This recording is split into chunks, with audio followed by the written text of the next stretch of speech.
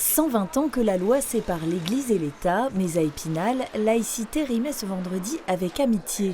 Avec ce rallye citoyen auquel participaient 3 classes du lycée professionnel Viviani, invitées à découvrir différents lieux de culte. Parmi les élèves des apprentis en CAP, mais également des jeunes primo-arrivants qui ont ainsi pu élargir leurs horizons, quitte parfois à piquer leur curiosité. Dans la France, Chez nous, les musulmans, quand tu veux rentrer dans un coin sacré, il faut que tu enlèves les chaussures avant de rentrer. Ce qui fait la différence que j'arrive pas à comprendre pourquoi les chrétiens, quand ils rentrent dans les coins du temple, ils n'enlèvent pas les chaussures pour adorer les dieux. Souvent, ça me tracasse un peu la tête. Je me dis pourquoi. Parce que souvent, je pose des questions que je n'arrive pas à trouver moi-même. Ce qui m'a interpellé, c'est que vous voyez le temple et l'église. Je pensais pas que c'était un peu entre. Enfin, je savais pas que c'était la même foi, quoi. Je pensais que c'était un Dieu différent. Moi, par exemple, je suis musulman, déjà je connais un peu les trucs sur la religion musulmane. Mais par exemple, à l'église, je suis jamais venu à l'église, par exemple. Donc, du coup, là, c'est la première fois que je suis venu à l'église. J'ai appris encore des trucs encore sur l'église et ça me donne vraiment l'envie.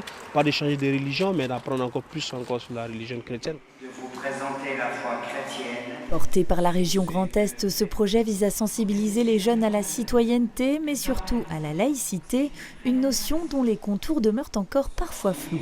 Je pense que pour certains, ça a permis de clarifier effectivement certaines questions comme pourquoi on n'a pas le droit de pratiquer notre religion, de porter des signes religieux à l'école. On a réexpliqué toute l'histoire de la séparation de l'État et de l'Église.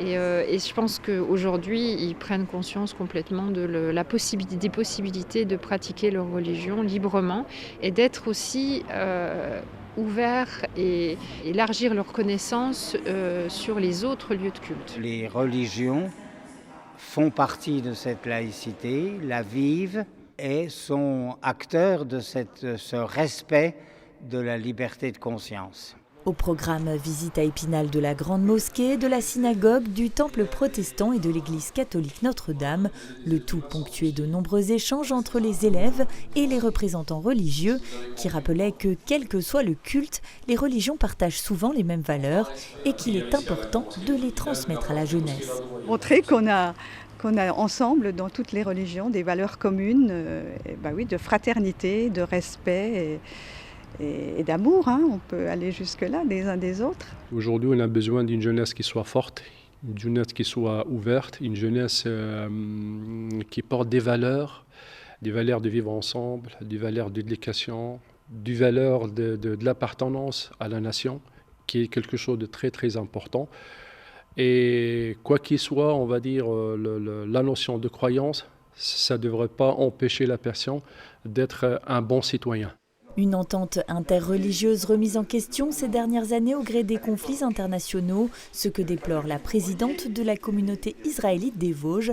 Selon elle, 10 ans après les attentats de Charlie Hebdo, la solidarité n'est plus au rendez-vous. C'était un mouvement humanitaire extraordinaire, ça c'était génial, ce qu'il en reste, pas grand-chose. L'antisémitisme est excessivement virulent, vraiment, et surtout depuis le 7 octobre 2023. Et même, je dirais, l'entraide entre les gens, elle existe toujours, mais bon, c'est pas ça, c'est plus ça. Alors que vraiment, on est tous les mêmes, quoi. La tolérance, maître mot de la journée, une valeur qui ne cesse pourtant de reculer, au regard notamment des actes antisémites croissants. Sur la seule année 2023-2024, ils ont augmenté de 300% en France.